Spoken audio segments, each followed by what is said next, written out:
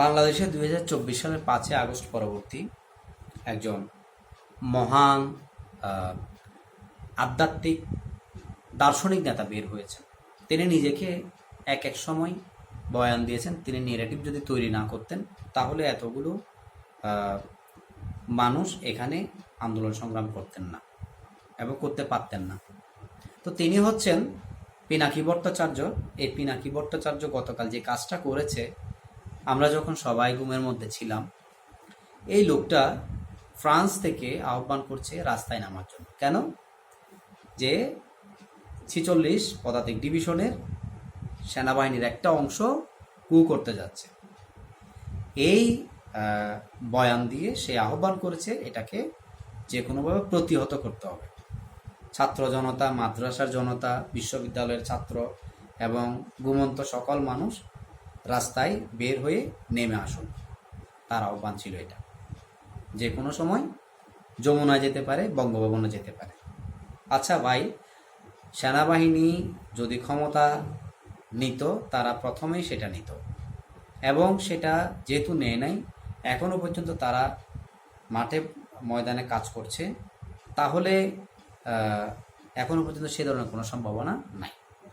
যদি নেয়, যদি নেওয়ার ইচ্ছা পোষণ করে, আসলে এখানে আমাদের বাংলাদেশের যে অতীত রেকর্ড, সেই রেকর্ড অনুযায়ী আমরা যদি পেছনের দিকে তাকাই, এখানে কোনো ধরনের তাদেরকে প্রতিহত করার কোনো সুযোগ কখনো ছিল বা আছে?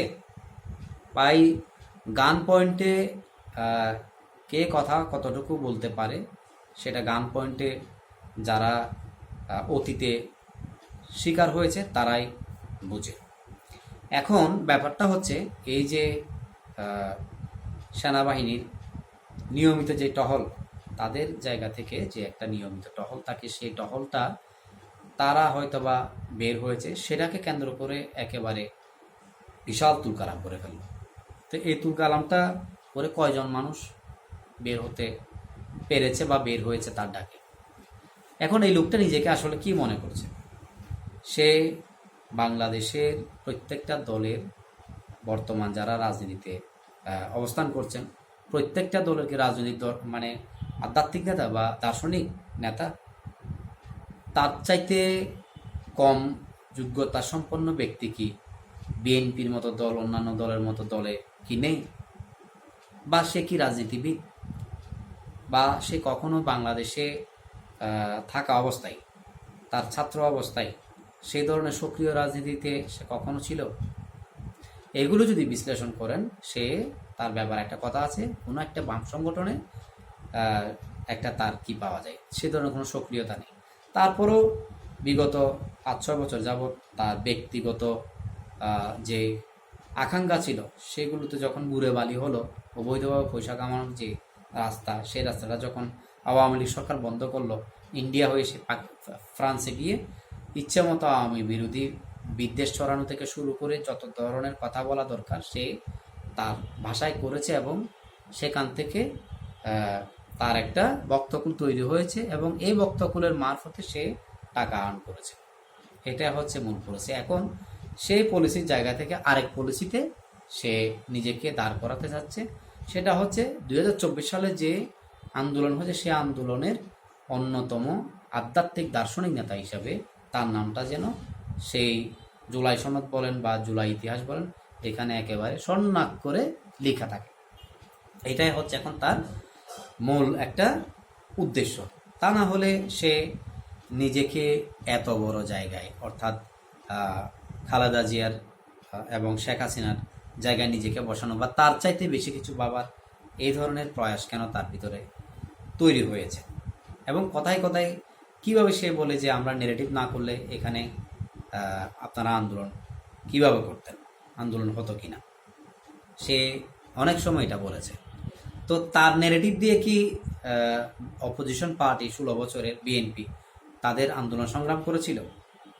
বা তার নেগেটিভ দিয়ে কি জামাত ইসলাম তাদের নেতাকর্মীদের যারা জেলে, যাদের বিচার হয়েছে যুদ্ধাপরাধের দায়ে, তাদেরকে বাঁচানোর জন্য আন্দোলন সংগ্রাম করেছে? এখন এই ব্যাপারগুলো যদি চিন্তা করেন, তাইলে এই পিনাকি আসলে কি চাচ্ছে, নিজেকে কি জাহির করতে চাচ্ছে, ছিল কোন জায়গায়, যে জিনিসটাকে পুঁজি করে সে লক্ষ লক্ষ ডলার আর্ন করেছে, এখন সেই জায়গা থেকে উঠে এসে কি জিনিসটা সে করতে চায় এবং নিজেকে উপস্থাপন করতে চায়। এটা নয় কি যে সে বাংলাদেশের যে আন্দোলন হয়েছে 24 সালে, যে আওয়ামী লীগ সরকারের যে পতন হয়েছে, সেখানে তার অনবদ্য ভূমিকা, এবং সে ভূমিকার ফলে তাকে এখানে একটা বড় একটা কি, মানে ধরেন মুক্তিযুদ্ধের সময় বিভিন্ন রকমের উপাধি দেয়া হয়েছে, এটা তো লক্ষ্য করা যাচ্ছে সেই ধরনের কোনো কিছু করার জন্য। তো যারা এই বিষয়টা বুঝেন তারা কিন্তু তার বিষয়ে যদি লক্ষ্য করেন, দেখবেন বিএনপির যারা অনলাইনে কথা বলেন তাদেরকে সে বিভিন্নভাবে কথা বলে, কাউকে বিরিয়ানি আলম বলে, কাউকে এক একজনকে এক এক কিছু বলে। আসলে সে কে? কেউ যদি বিরিয়ানি আলম হয় সে কে আসলে? তা তারও তো একটা ব্যাপার রয়েছে। তো মেইন কথাটা হচ্ছে সে চায় তার বিষয়টা যেন, মানে যে একটা হিস্ট্রি এখন নতুনভাবে কি চলছে, মানে তোলপাড় চলছে, সেখানে তার নামটা যেন একটু একপাশে বা সুন্দরভাবে প্রকাশ পয়েন্টে, মানে একেবারে কি বলে হাইলাইট পয়েন্টে তার নামটা লিপিবদ্ধ হয়, এই ধান্দায় সে আছে। আরে সে যদি এত কিছু হয় আন্দোলনের পরে বাংলাদেশে সে আসছে না কেন? কেন আসছে না সেটা যদি বলতে হয়, তার যে অতীত ইন্টারভিউ সেটা থেকে বলি, তার সেখানে লোন আছে বলেছে সে, এগুলোর একটা ব্যাপার স্যাপার রয়েছে সেটেল করার, সেজন্য সে এগুলো না করে ফিরতে পারবে না। তার মানে মেন জায়গাগুলো দেখেন, তো এটা তার বক্তব্য। কিন্তু যদি আমরা তার ইনকামের জায়গাগুলো দেখি, তার ফেসবুকের যে গ্রাফটা সে কি করেছে, শেয়ার করেছে, সেই শেয়ার অনুযায়ী যদি আমরা দেখি 305 মিলিয়নের ইনকাম হয়, নিয়ার অ্যাবাউট $91,500, নট টাকা। দ্যাট মিনস এটা বিডিটি করলে, কনভার্ট করলে কোটি টাকা প্লাস হয়ে যাবে। তো এই জায়গা থেকে যদি বলি, তাহলে তার একটা চমৎকার ইনকাম সোর্সের জায়গায় সেখানে আছে, সো সে এগুলো ছেড়ে এখানে আসার লোক না। এখন এই যে তার খায়েশ, যে খায়েশ শুরুতে ছিল, সে খায়েশ থেকে সে একটা জায়গায় নিজেকে অতিবাহিত করেছে। সে জায়গা থেকে যখন একটা সরকারের চেঞ্জ হলো, পরিবর্তন হলো, রাজনৈতিক পটভূমি পরিবর্তন হলো, সেই রাজনৈতিক পটভূমি পরিবর্তনের অন্যতম নিজেকে দার্শনিক আধ্যাত্মিক নেতা হিসেবে জাহির করা শুরু করলো, এবং সে এটার একটা কৃতিত্ব নিতে চায়। আসলে এই জিনিসটা কতটুকু যুক্তিসঙ্গত, আপনারা যারা আলোচনা শুনেছেন আপনারা এখানে মতামত দিতে পারেন।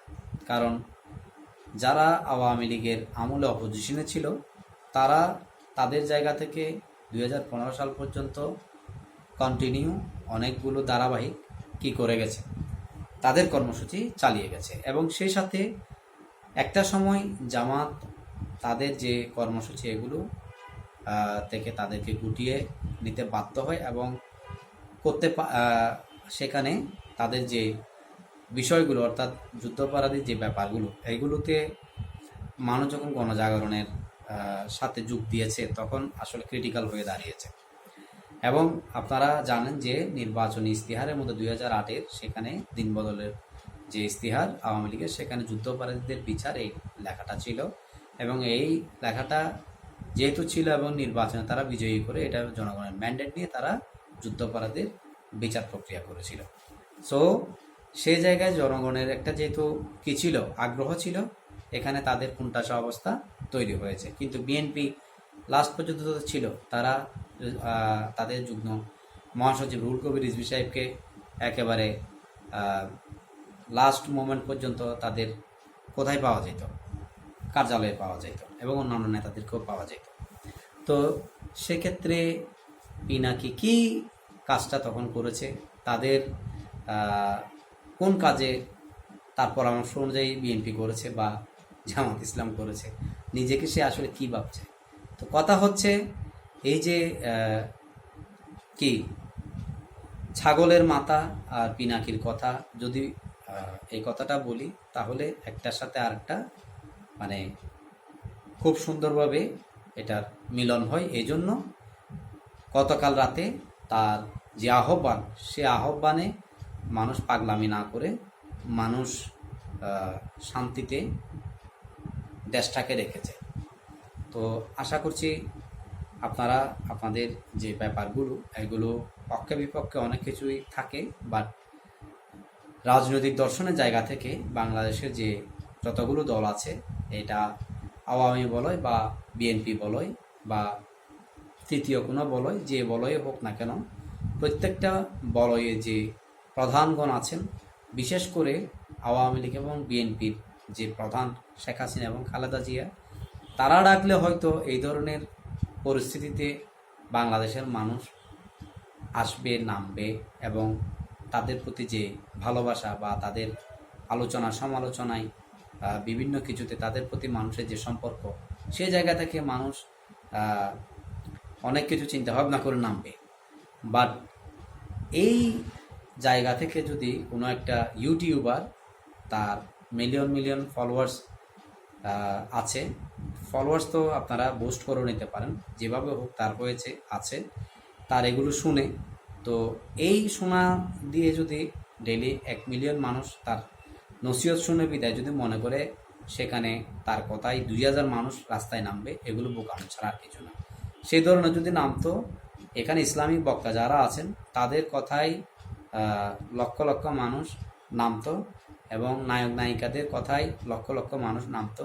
এমন মনে করার দরকার নাই ওয়াসের মাঠ আর রাজনীতির মাঠে, এই সিনেমা হলের দর্শকদের যে মাঠ, সেটা আর রাজনীতির মাঠ এক, এগুলো এক করে দেখার কোনো সুযোগ নাই। ইউটিউবারের বক্তকুলের যে জায়গা এবং রাজনৈতিক দর্শনের যে জায়গা, সেটা এক করে দেখাটা বোকামি ছাড়া আর কিছু নয়। ওই যে বললাম কিছুক্ষণ আগে, মানে পিনাকির ছাগলের মাথা, পিনাকির কথা, এটার সাথে এটাই হচ্ছে মুদ্রা কথা। তো ভালো থাকুন, সুস্থ থাকুন, সবার জন্য সুস্বাস্থ্য কামনা করছি। দেখা হবে নেক্সট কোনো আলোচনায়। আসসালামু আলাইকুম।